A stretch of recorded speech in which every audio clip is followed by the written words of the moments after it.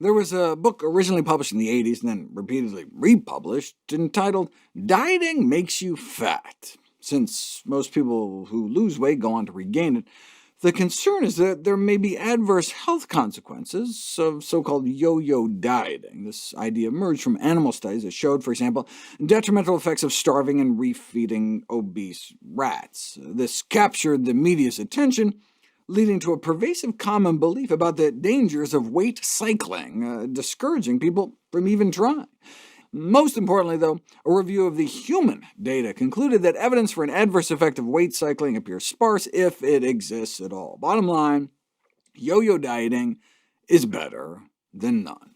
Ideally, we'd get down to a BMI of 20 to 22, but body mass index doesn't take the composition of the weight into account. For example, bodybuilders are heavy for their height, but can be extremely lean.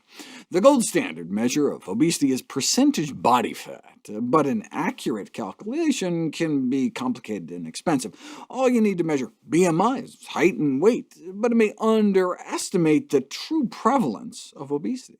The World Health Organization defines obesity as a body fat percentage over 25% in men, or 35% in women. At a BMI of 25, which is considered just barely overweight, body fat percentages in a representative U.S. sample of adults varied between 14% and 35% in men and 26 and 43% in women.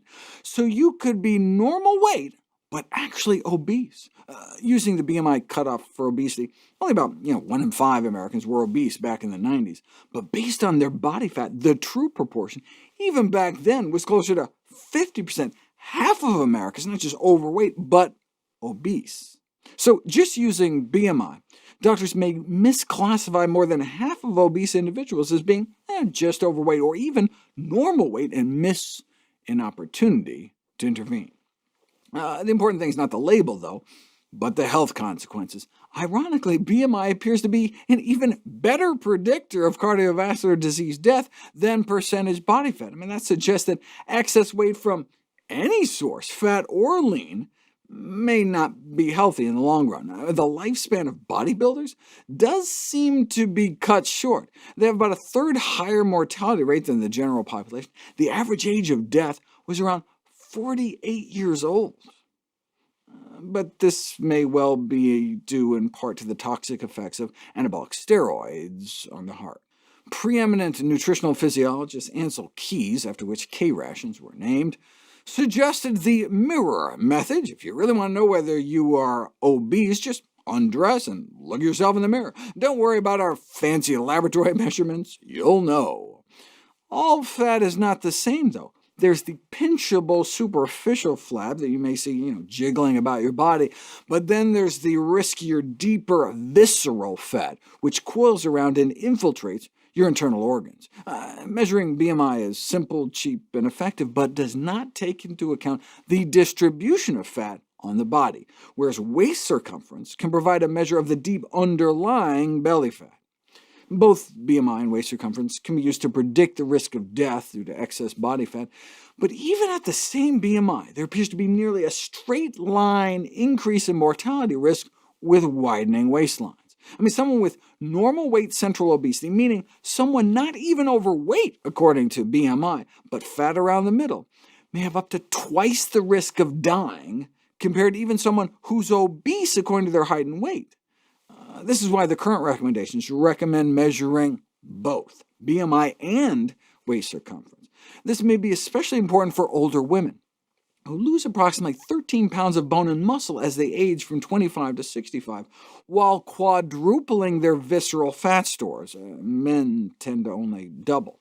So even if a woman doesn't gain any weight based on the bathroom scale, she may be gaining fat. What's the waistline cutoff? Increased risk of metabolic complications start at an abdominal circumference of 31.5 inches in women and 37 inches in most men, though closer to 35.5 inches for South Asian, Chinese, and Japanese men. The benchmark for substantially increased risk starts at about 34.5 inches for women and 40 inches for men.